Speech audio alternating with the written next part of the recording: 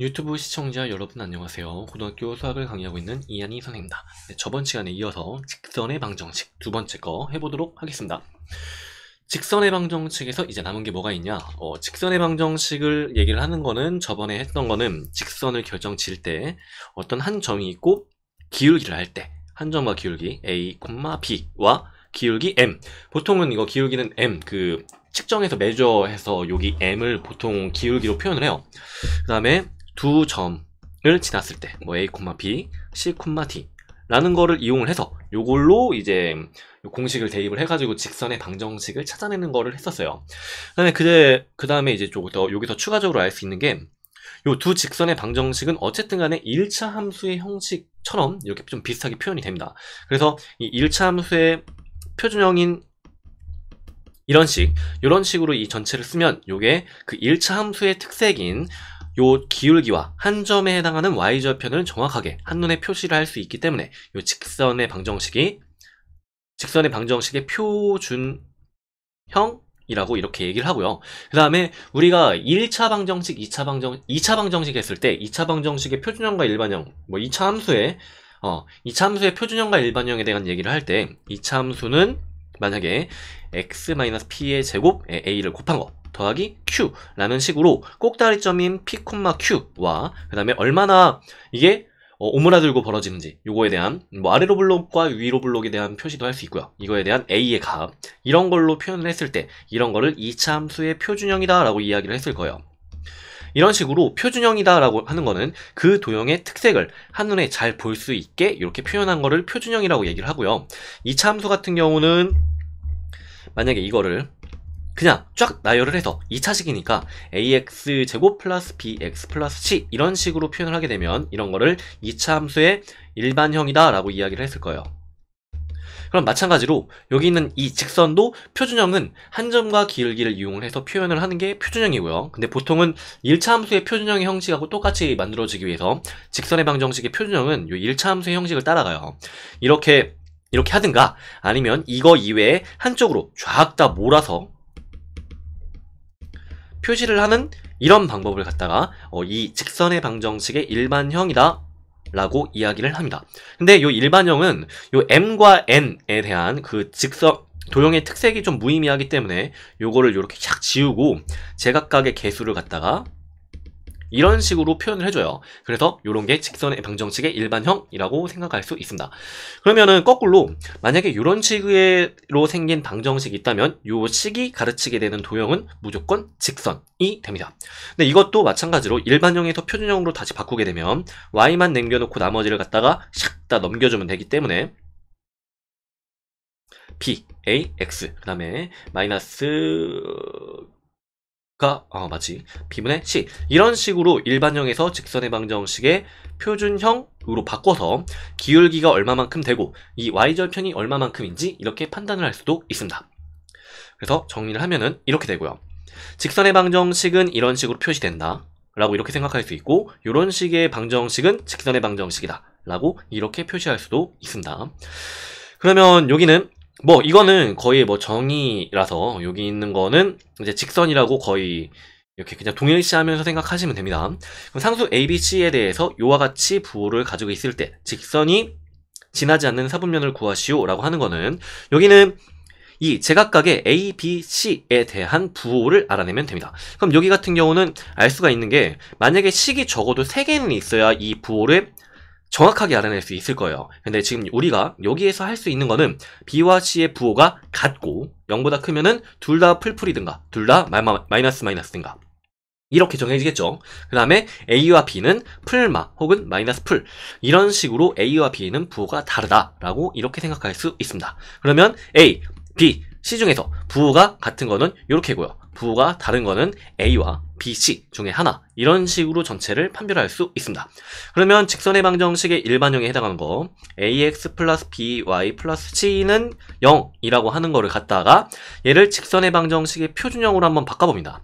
그러면 by만 남겨놓고 나머지는 죄다 오른쪽으로 넘긴 다음에 앞에 있는 b로 나눠주면 되는데 대신 여기서 나눠줄 때는 중요하게 생각해야 할 게 b는 0이 아닐 때, b는 0이 아닐 때 0이 아닌 숫자로만 이렇게 양변을 나눠줄 수가 있죠. 이렇게요. 그러면 여기서도 마찬가지로 똑같이 생각해 줄 수 있습니다.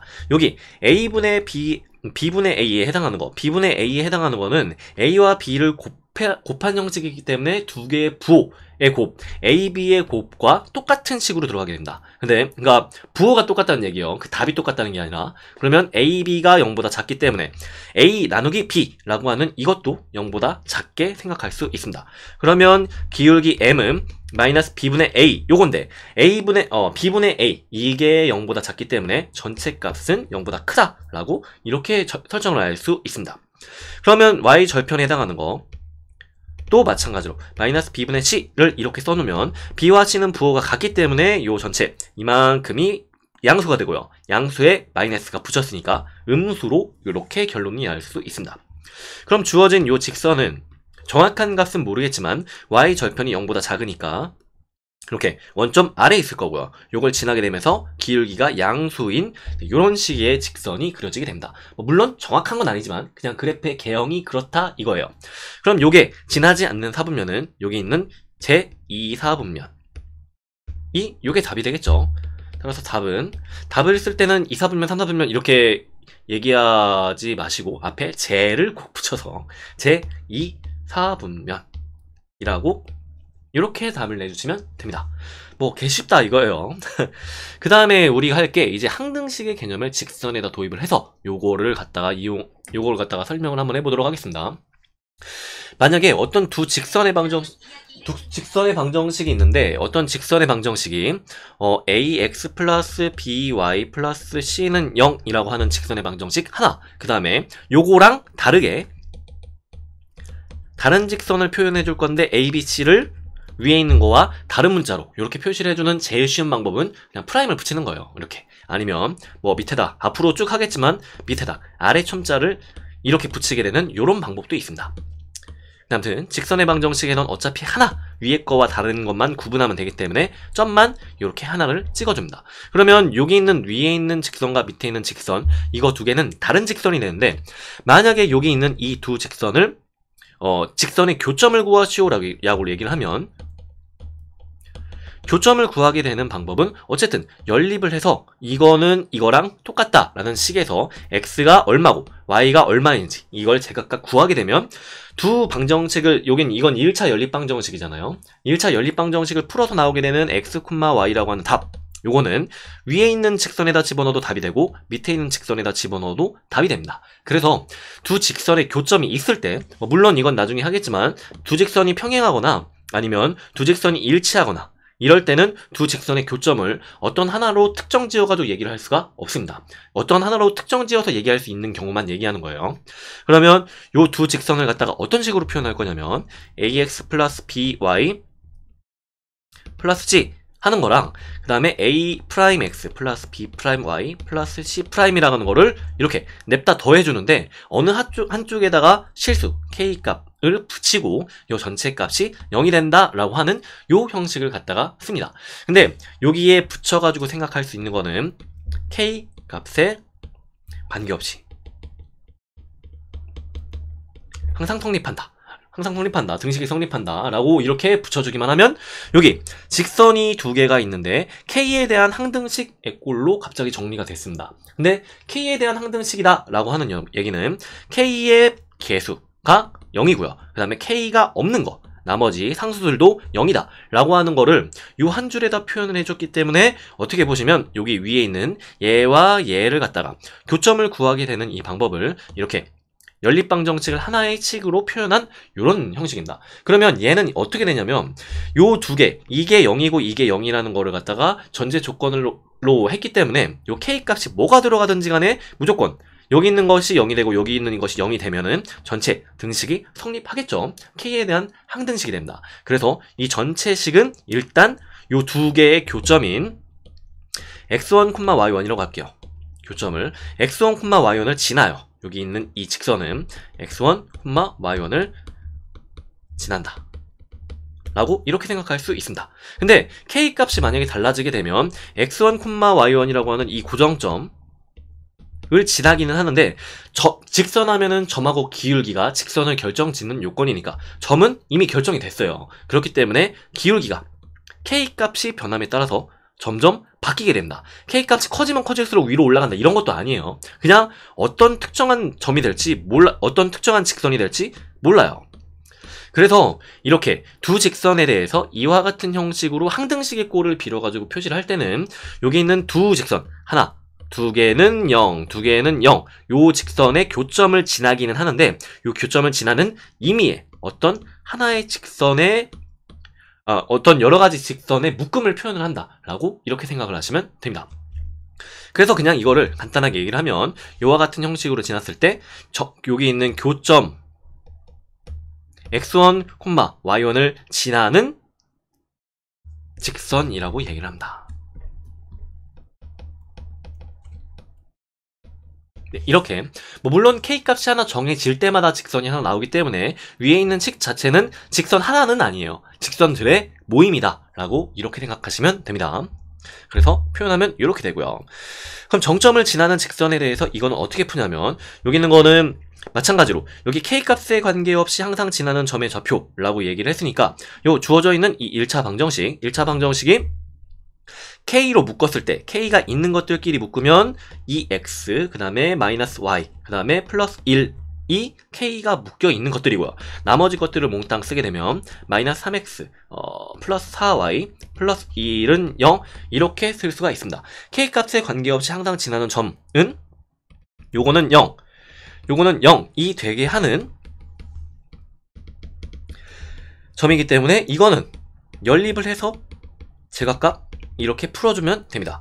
이거는 뭐 연립할 때 이 위에 있는 식에다가 곱하기 4를 하면은 8x 그 다음에 마이너스 4y 플러스 4는 0 이렇게 되기 때문에 요 두 개의 식을 위에 거에서 밑에 거를 더해서 표현을 하면 되겠습니다. 5x는 이렇게 마이너스 1로 x값이 결정이 되기 때문에 y값은 다시 대입을 해가지고 집어넣어주면 되겠죠. 마이너스 1, 0 이니까 y는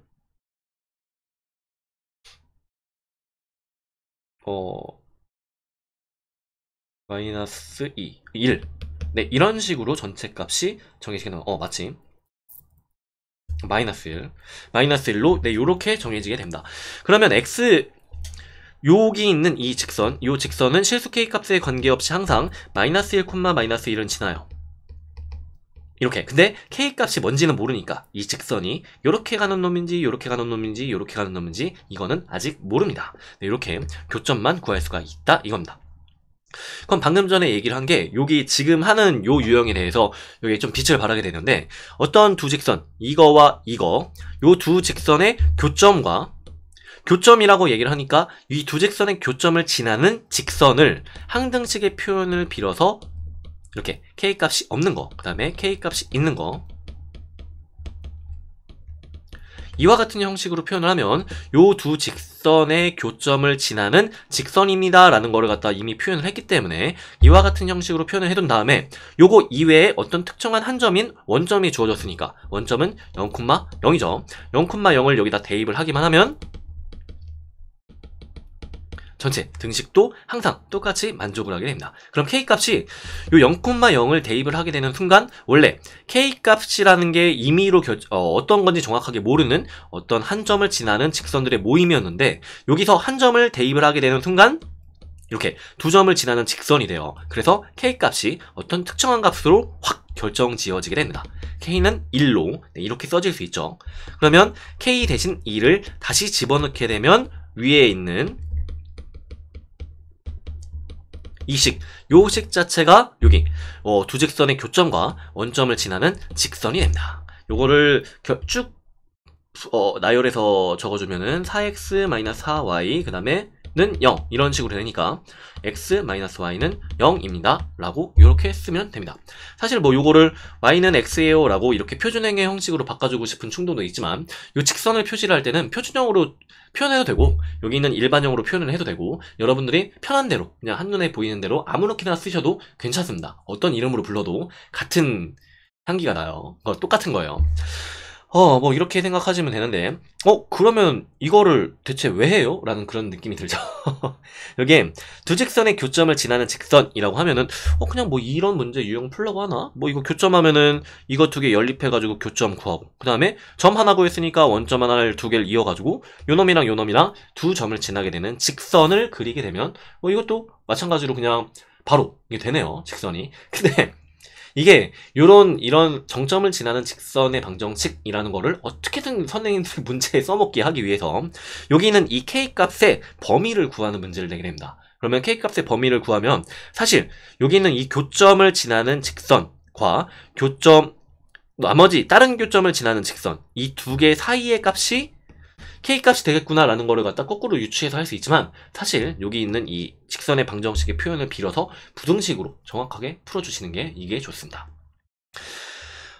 네, 그래서 여기 있는 이 직선의 방정식을 정점을 이용을 해서 이렇게 표현하는 방법에 대해서도 얘기를 했는데요. 요거는 지금 오늘 한 거는 어떻게 보면은 직선의 방정식의 일반형, 여기 직선의 방정식의 일반형 문제, 여기 있는 거는 이렇게 그냥 는 0으로 굉장히 이렇게 심플하게 표현하겠다라고 하는 게 그냥 이게 일반형이고요. 0 빼고 나머지 한쪽으로 다 몰아넣으면 그게 다 일반형이에요. 그 다음에 그거 이외에 여기 있는 이 연립방정식의 형태로 되어 있는 거를 이렇게 한 줄로 이렇게 깔끔하게 쓸 수 있더라. K라는 형식을 빌어서 라는 거 정도로만 이렇게 알고 계셔도 괜찮습니다. 요거는 이제 여러분들이 2회차에서 실전 문제를 풀 때 어쩔 수 없게도 굉장히 많이 보게 될 유형 중에 하나예요. 네, 그러면 오늘은 여기까지 하겠습니다. 여러분 수고하셨습니다.